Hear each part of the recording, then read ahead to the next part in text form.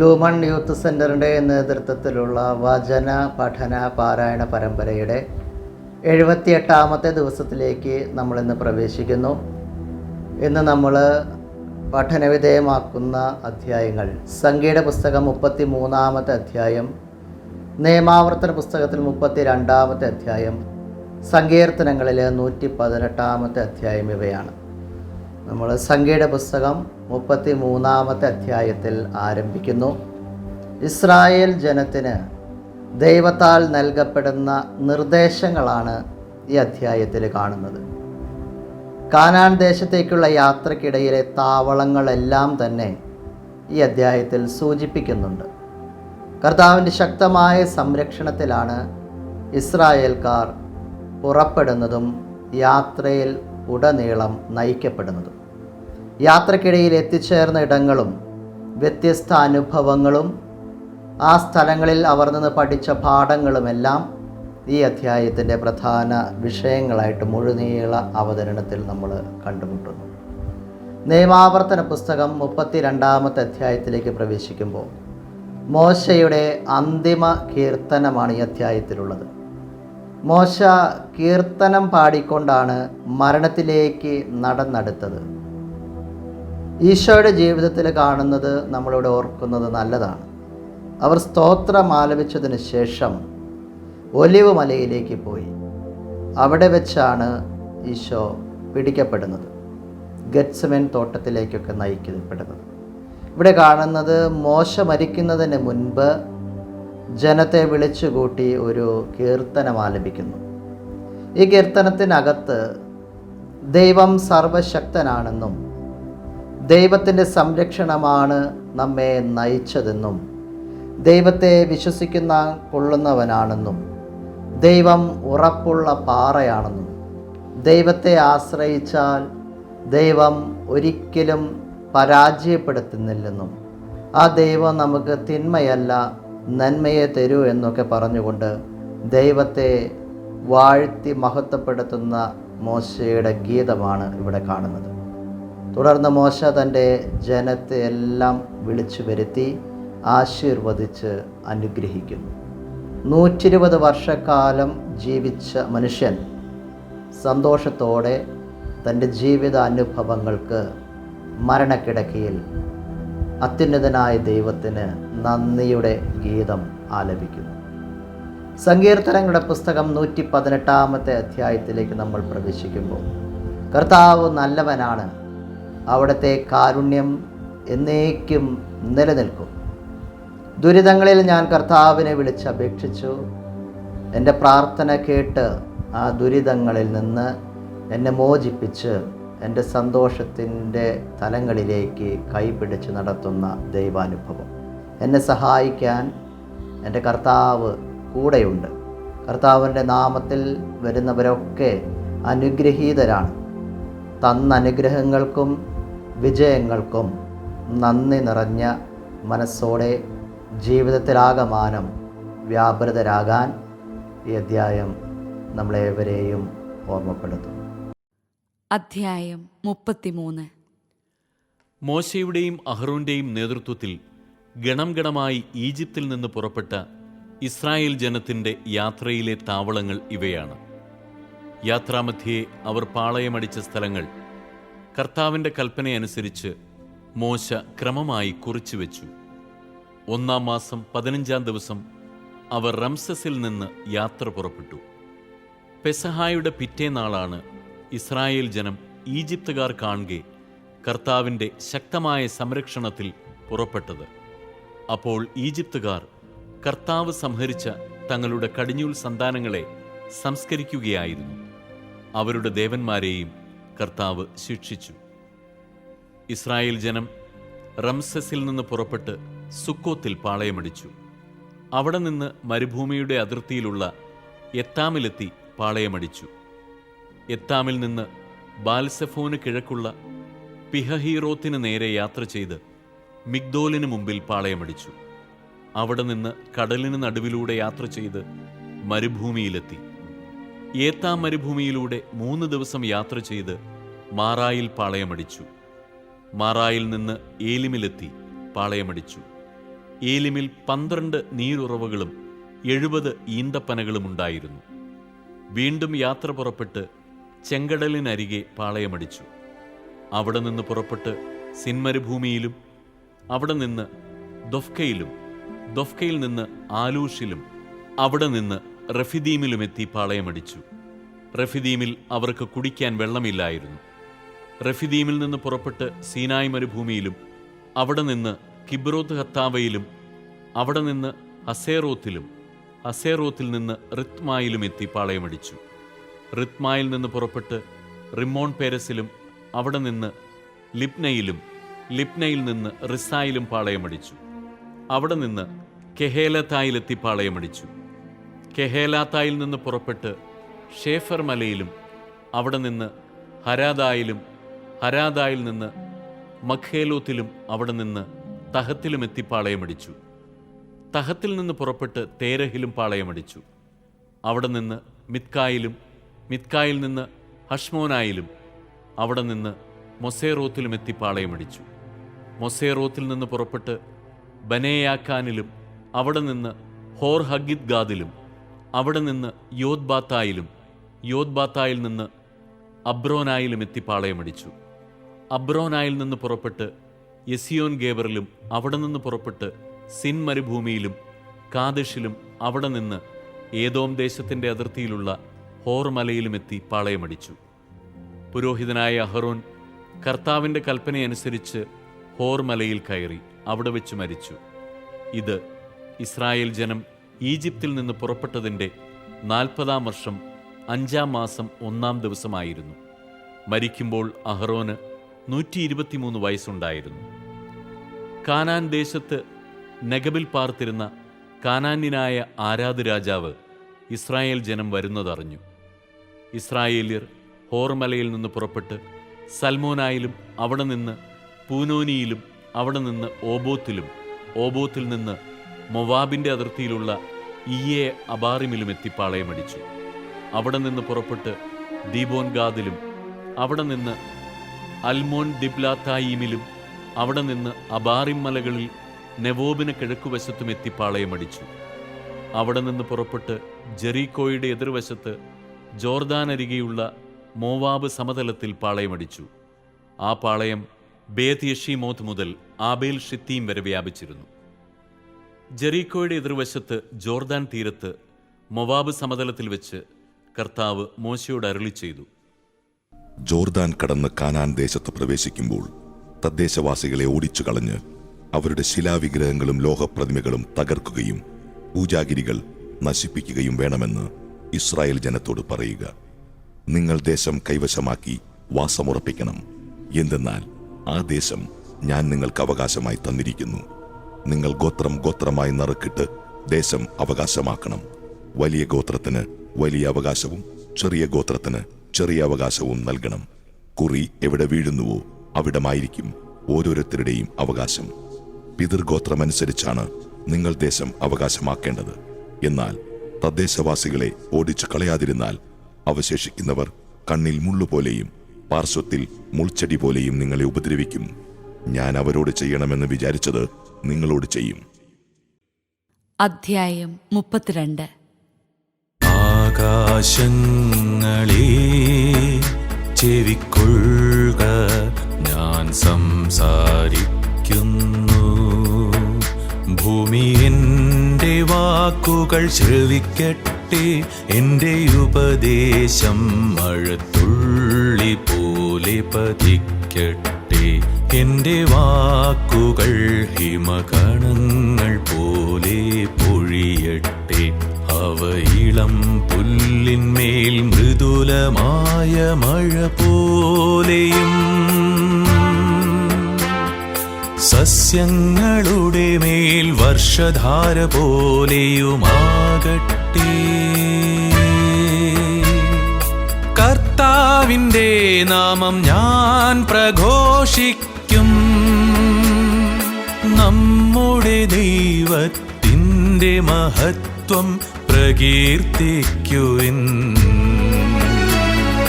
കർത്താവ് പാറയാകുന്നു, അവിടുത്തെ പ്രവൃത്തി പരിപൂർണവും അവിടുത്തെ വഴികൾ നീതിയുക്തവുമാണ്. തിന്മയറിയാത്തവനും വിശ്വസ്തനുമാണു ദൈവം. അവിടുന്നു നീതിമാനും സത്യസന്ധനുമാണ്. അവിടുത്തെ മുൻപിലവർ മ്ലേച്ഛത പ്രവർത്തിച്ചു. അവർ അവിടുത്തെ മക്കളല്ലാതായി. ദുഷ്ടവും വക്രവുമായ തലമുറയാണ് അവരുടേത്. ഭോഷരും ബുദ്ധിഹീനരുമായ ജനമേ, ഇതോ കർത്താവിനു പ്രതിഫലം. അവിടുന്നല്ലയോ നിങ്ങളെ സൃഷ്ടിച്ച നിങ്ങളുടെ പിതാവ്, നിങ്ങളുടെ സ്രഷ്ടാവും പരിപാലകനും അവിടുന്നല്ലയോ. കഴിഞ്ഞു പോയ കാലങ്ങളോർക്കുവിൻ, തലമുറകളിലൂടെ കടന്നു പോയ വർഷങ്ങളനുസ്മരിക്കുവിൻ. പിതാക്കന്മാരോടു ചോദിക്കുവിൻ, അവർ നിങ്ങൾക്കു പറഞ്ഞു തരും. പ്രായം ചെന്നവരോടു ചോദിക്കുവിൻ, അവർ നിങ്ങൾക്കു വിവരിച്ചു തരും. അത്യുന്നതൻ ജനതകൾക്ക് അവരുടെ പൈതൃകം വീതിച്ചു കൊടുത്തപ്പോൾ, മനുഷ്യ മക്കളെ അവിടുന്നു വേർതിരിച്ചപ്പോൾ, ഇസ്രായേൽ മക്കളുടെ എണ്ണമനുസരിച്ച് അവിടുന്ന് ജനതകൾക്ക് അതിർത്തി നിശ്ചയിച്ചു. കർത്താവിൻ്റെ ഓഹരി അവിടുത്തെ ജനമാണ്. യാക്കോബ് അവിടുത്തെ അവകാശവും. അവിടുന്ന് അവനെ മരുഭൂമിയിൽ ശൂന്യത ഓരിയിടുന്ന മണലാരണ്യത്തിൽ കണ്ടെത്തി. അവനെ വാരിപ്പുണർന്നു, താൽപര്യപൂർവം പരിചരിച്ച് തൻ്റെ കണ്ണിലുണ്ണിയായി സൂക്ഷിച്ചു. ചലിപ്പിക്കുകയും കുഞ്ഞുങ്ങളുടെ മുകളിൽ ചിറകടിക്കുകയും വിരിച്ച ചിറകുകളിൽ കുഞ്ഞുങ്ങളെ വഹിക്കുകയും ചെയ്യുന്ന കഴുകനെ പോലെ അവനെ നയിച്ചതു കർത്താവാണ്. അന്യദേവന്മാരാരും അവനോടൊത്തുണ്ടായിരുന്നില്ല. ഭൂമിയിലെ ഉത്തുംഗ തലങ്ങളിലൂടെ അവിടുന്ന് അവനെ സവാരി ചെയ്യിച്ചു. വയലിലെ വിളവുകൾ അവൻ ഭക്ഷിച്ചു. പാറയിൽ നിന്നു തേനും കഠിനശിലയിൽ നിന്ന് എണ്ണയും അവിടുന്ന് അവന് കുടിക്കാൻ കൊടുത്തു.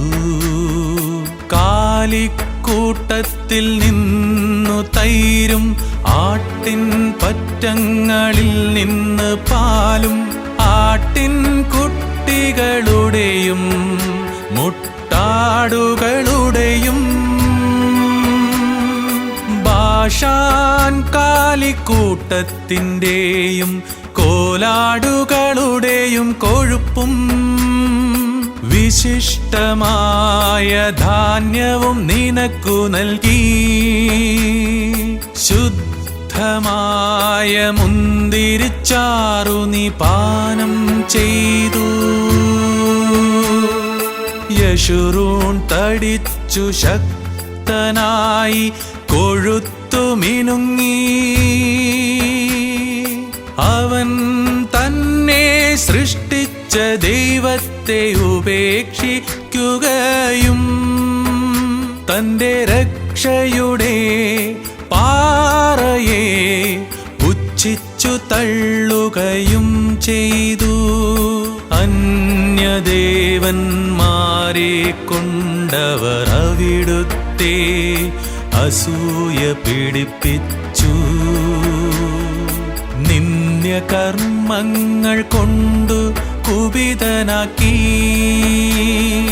ദൈവമല്ലാത്ത ദുർദേവതകൾക്ക് അവർ ബലിയർപ്പിച്ചു. അവർ അറിയുകയോ നിങ്ങളുടെ പിതാക്കന്മാർ ഭയപ്പെടുകയോ ചെയ്തിട്ടില്ലാത്തവരും പുതുതായി പ്രത്യക്ഷപ്പെട്ടവരുമാണ് ഈ ദേവന്മാർ. നിനക്കു ജന്മം നൽകിയ ശിലയെ നീ അവഗണിച്ചു, നിനക്കു രൂപമേകിയ ദൈവത്തെ നീ വിസ്മരിച്ചു. കർത്താവ് അതു കാണുകയും തൻ്റെ പുത്രിപുത്രന്മാരുടെ പ്രകോപനം നിമിത്തം അവരെ വെറുക്കുകയും ചെയ്തു. അവിടുന്നു പറഞ്ഞു, അവരിൽ നിന്ന് എൻ്റെ മുഖം ഞാൻ മറയ്ക്കും. അവർക്ക് എന്ത് സംഭവിക്കുമെന്ന് എനിക്കു കാണണം. അവർ വക്രവും അവിശ്വസ്തവും ആയ തലമുറയാണ്. ദൈവമല്ലാത്തതിനെ കൊണ്ട് അവർ എന്നിൽ അസൂയ ഉണർത്തി. മിഥ്യാമൂർത്തികളാൽ അവർ എന്നെ പ്രകോപിപ്പിച്ചു. അതിനാൽ ജനതയല്ലാത്തവരെ കൊണ്ട് അവരിൽ ഞാൻ അസൂയ ഉണർത്തും.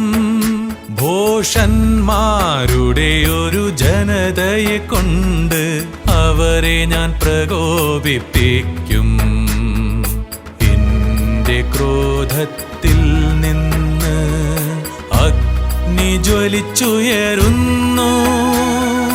പാതാളഗർത്തം വരെയും അത് കത്തിയിറങ്ങും. ഭൂമിയെയും അതിൻ്റെ വിളവുകളെയും അത് വിഴുങ്ങുന്നു. പർവ്വതങ്ങളുടെ അടിത്തറകളെ അതു ദഹിപ്പിക്കുന്നു. അവരുടെ മേൽ ഞാൻ തിന്മ കൂന കൂട്ടും.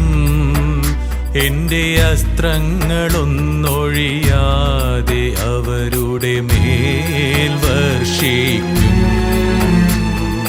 വിശപ്പ് അവരെ കാർന്നു തിന്നും.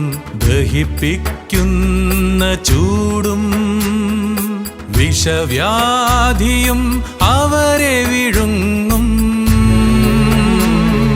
ഹിംസ്രജന്തുക്കളെയും വിഷപ്പാമ്പുകളെയും ഞാൻ അവരുടെ മേലയക്കും.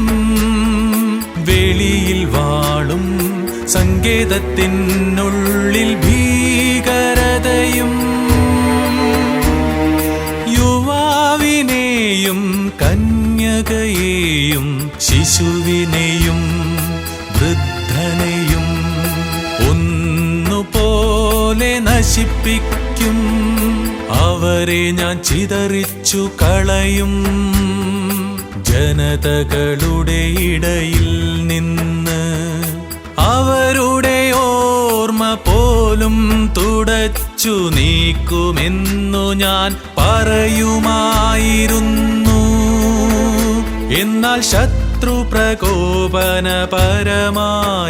പെരുമാറുകയും എതിരാളികൾ അഹങ്കാരോന്മത്തരായി ഞങ്ങളുടെ കരം വിജയിച്ചിരിക്കുന്നു.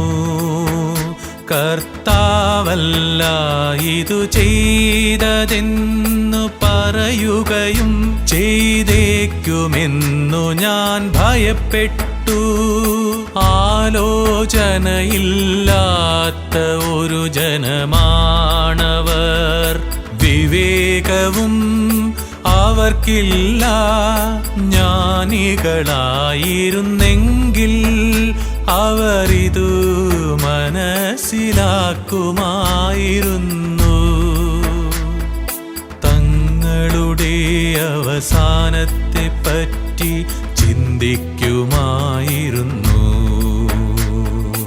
ഇസ്രായേലിന്റെ അഭയം അവരെ വിറ്റുകളയുകയും കർത്താവ് അവരെ കൈവെടിയുകയും ചെയ്തിരുന്നില്ലെങ്കിൽ 1000 പേരെ അനുധാവനം ചെയ്യാൻ ഒരാൾക്കെങ്ങനെ കഴിയുമായിരുന്നു?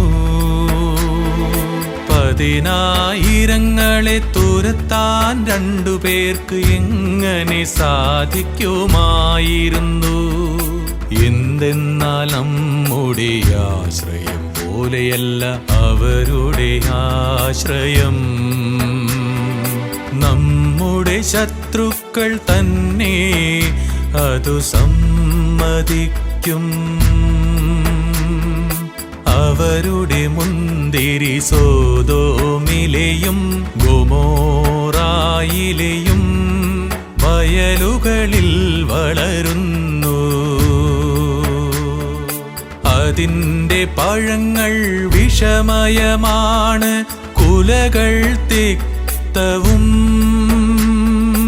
അവരുടെ വീഞ്ഞ് കരാള സർപ്പത്തിൻ്റെ വിഷമാണ്,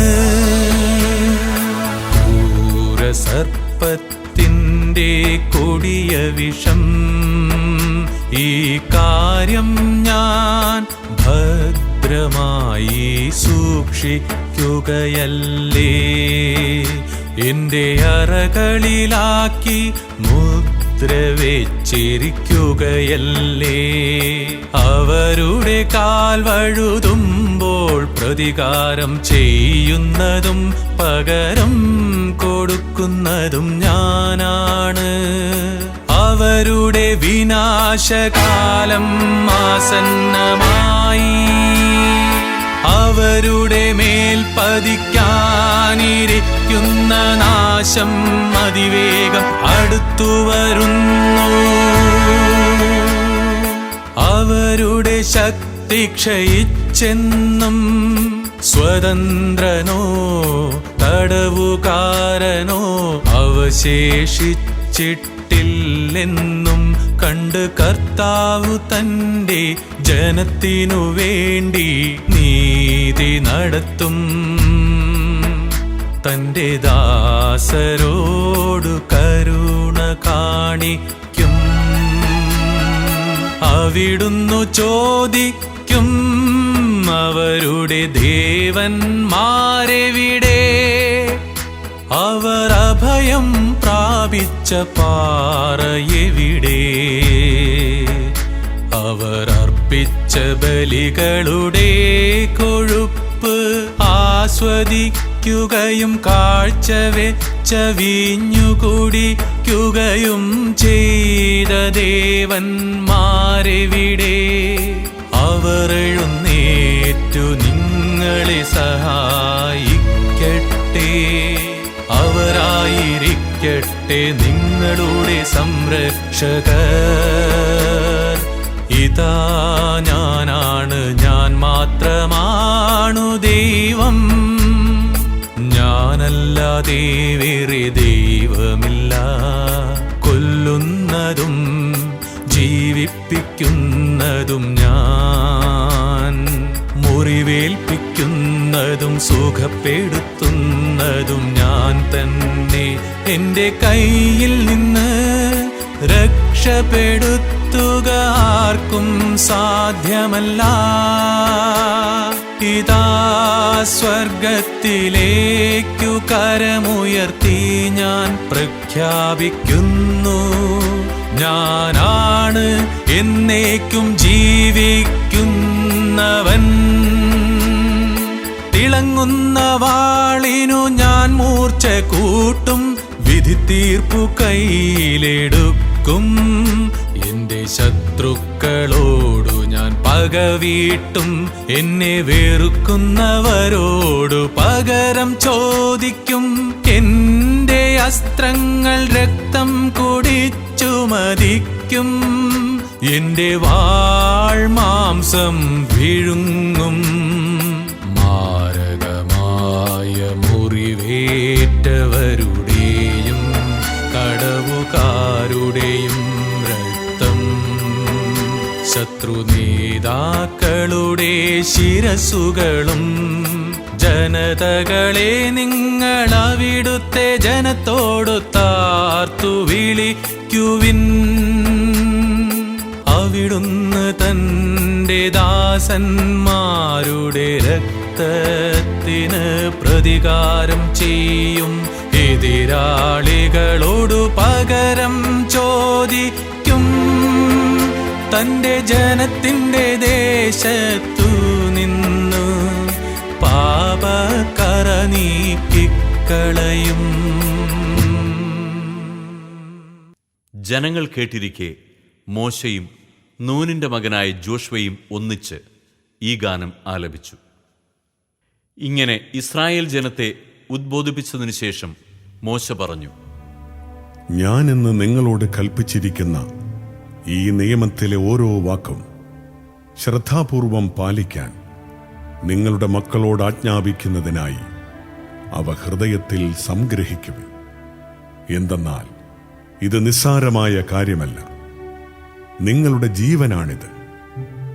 നിങ്ങൾ ജോർദാനക്കരെ കൈവശമാക്കാൻ പോകുന്ന ദേശത്ത് ദീർഘകാലം വസിക്കുന്നത് ഇതുമൂലമായിരിക്കും. അന്ന് തന്നെ കർത്താവ് മോശയോട് അരുളി ചെയ്തു: ജെറിക്കോയുടെ എതിർവശത്ത് മോവാബ് ദേശത്തുള്ള അബറീം പർവ്വതനിരയിലെ നെബോ മലയിൽ കയറി ഞാൻ ഇസ്രായേൽ മക്കൾക്ക് അവകാശമായി നൽകുന്ന കാനാൻ ദേശം നീ കണ്ടുകൊള്ളുക. നിന്റെ സഹോദരൻ അഹറോൻ ഹോർ മലയിൽ വെച്ച് മരിക്കുകയും തന്റെ ജനത്തോട് ചേരുകയും ചെയ്തതുപോലെ നീയും മരിച്ച് നിന്റെ ജനത്തോട് ചേരും. എന്തെന്നാൽ സിൻ മരുഭൂമിയിൽ കാദേശിലെ മെരീബ ജലാശയത്തിന് സമീപം ഇസ്രായേൽ ജനത്തിന്റെ മുൻപിൽ വെച്ച് നീ എന്നോട് അവിശ്വസ്തമായി പെരുമാറി. എന്റെ പരിശുദ്ധിക്ക് നീ സാക്ഷ്യം നൽകിയില്ല. ഇസ്രായേൽ ജനത്തിന് ഞാൻ നൽകുന്ന ആദേശം നീ കണ്ടുകൊള്ളുക, എന്നാൽ നീ അവിടെ പ്രവേശിക്കുകയില്ല. 118 സങ്കീർത്തനം ആലപിച്ച് കർത്താവിന്റെ നാമത്തിൽ വരുന്നവൻ അനുഗ്രഹീതൻ എന്നു പറയാൻ ഒരുങ്ങാം. മിശിഹായുടെ 2ാം വരവിനെ നോക്കിപ്പാർക്കാം.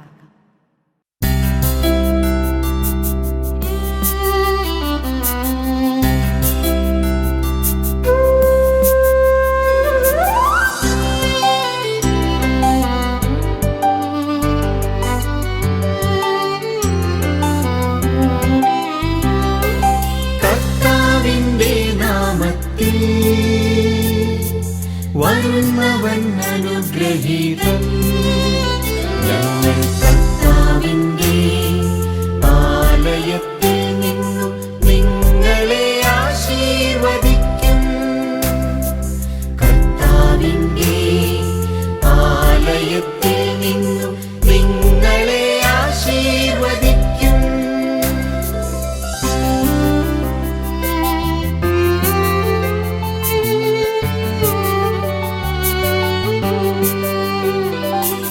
കർത്താവിന് കൃതജ്ഞത അർപ്പിക്കുവിൻ. അവിടുന്നു നല്ലവനാണ്. അവിടുത്തെ കാരുണ്യം എന്നേക്കും നിലനിൽക്കുന്നു. അവിടുത്തെ കാരുണ്യം ശാശ്വതമാണെന്ന് ഇസ്രായേൽ പറയട്ടെ. അവിടുത്തെ കാരുണ്യം ശാശ്വതമാണെന്ന് അഹറോന്റെ ഭവനം പറയട്ടെ.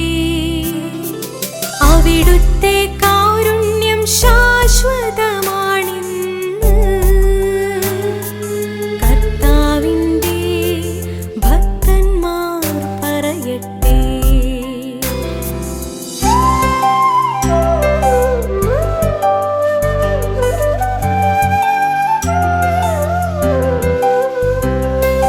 ദുരിതങ്ങളിൽ അകപ്പെട്ടപ്പോൾ ഞാൻ കർത്താവിനെ വിളിച്ചപേക്ഷിച്ചു. എൻ്റെ പ്രാർത്ഥന കേട്ടവിടുന്ന് എന്നെ മോചിപ്പിച്ചു. കർത്താവിൻ്റെ പക്ഷത്തുണ്ട്, ഞാൻ ഭയപ്പെടുകയില്ല. മനുഷ്യന് എന്നോട് എന്തു ചെയ്യാൻ കഴിയും? എന്നെ സഹായിക്കാൻ കർത്താവിന്റെ പക്ഷത്തുണ്ട്. ഞാൻ എൻ്റെ ശത്രുക്കളുടെ പതനം കാണും. മനുഷ്യനിൽ ആശ്രയിക്കുന്നതിനേക്കാൾ കർത്താവിൽ അഭയം തേടുന്നതു നല്ലത്.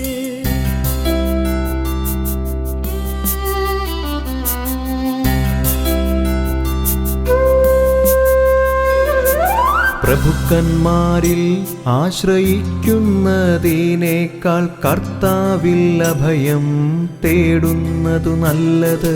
ജനതകൾ എന്നെ വലയം ചെയ്തു. കർത്താവിൻ്റെ നാമത്തിൽ ഞാൻ അവരെ നശിപ്പിച്ചു. അവരെന്നെ വലയം ചെയ്തെല്ലാ വശത്തും നിന്നവരെന്നെ വളഞ്ഞു. കർത്താവിന്റെ നാമത്തിൽ ഞാൻ അവരെ വിച്ഛേദിച്ചു. തേനീച്ച പോലെ അവരെന്നെ പൊതിഞ്ഞു. മുൾപടർപ്പിനു പിടിച്ച തീ പോലെ അവർ ആളിക്കത്തി. കർത്താവിന്റെ നാമത്തിൽ ഞാൻ അവരെ വിച്ഛേദിച്ചു.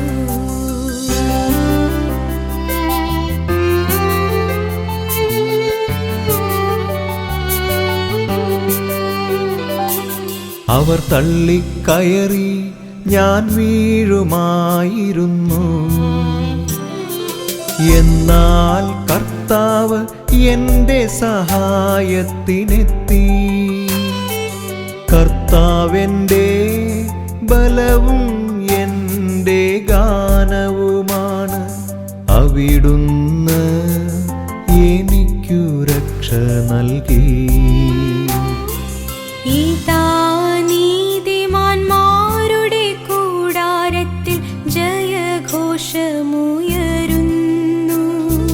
കർത്താവിന്റെ വലത്തുകൈ കരുത്തു പ്രകടമാക്കി. കർത്താവിന്റെ വലത്തുകൈ മഹത്വമാർജിച്ചിരിക്കുന്നു. കർത്താവിന്റെ വലത്തുകൈ കരുത്തു പ്രകടമാക്കി.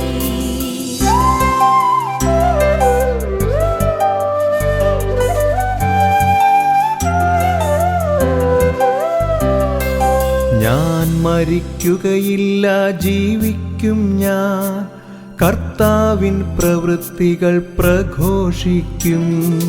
കർത്താവെന്നെ കഠിനമായി ശിക്ഷിച്ചു.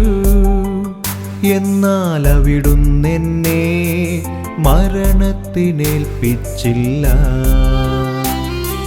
നീതിയുടെ കവാടങ്ങൾ എനിക്കായി തുറന്നു തരിക.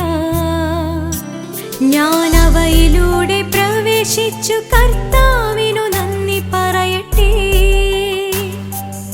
ഇതാണു കർത്താവിന്റെ കവാടം, നീതിമാന്മാർ ഇതിലൂടെ പ്രവേശിക്കുന്നു.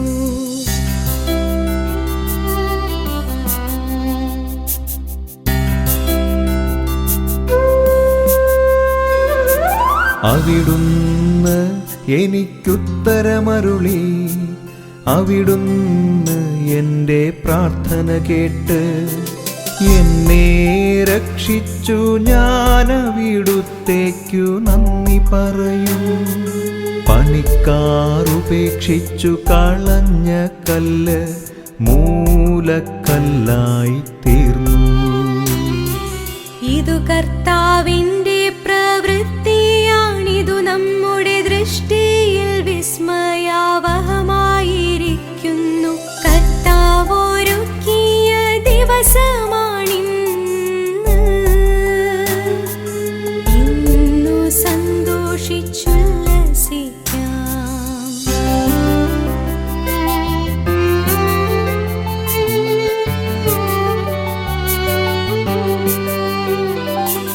കർത്താവേ, ഞങ്ങൾ അങ്ങയോടപേക്ഷിക്കുന്നു. ഞങ്ങളെ രക്ഷിക്കേണമേ കർത്താവേ. ഞങ്ങൾ അങ്ങയോടപേക്ഷിക്കുന്നു. ഞങ്ങൾക്കു വിജയം നൽകണമേ. കർത്താവിന്റെ നാമത്തിൽ വരുന്നവൻ അനുഗ്രഹീതൻ. ഞങ്ങൾ കർത്താവിന്റെ ആലയത്തിൽ നിന്നു നിങ്ങളെ ആശീർവദിക്കും. കർത്താവിന്റെ ആലയത്തിൽ നിന്നു നിങ്ങളെ ആശീർവദിക്കും. കർത്താവാണു ദൈവം, അവിടുന്നാണു നമുക്ക് പ്രകാശം നൽകിയത്. മരച്ചില്ലകളേന്തി പ്രദക്ഷിണം തുടങ്ങുവിൻ, ബലിപീഠത്തിങ്കലേക്കു നീങ്ങുവിൻ.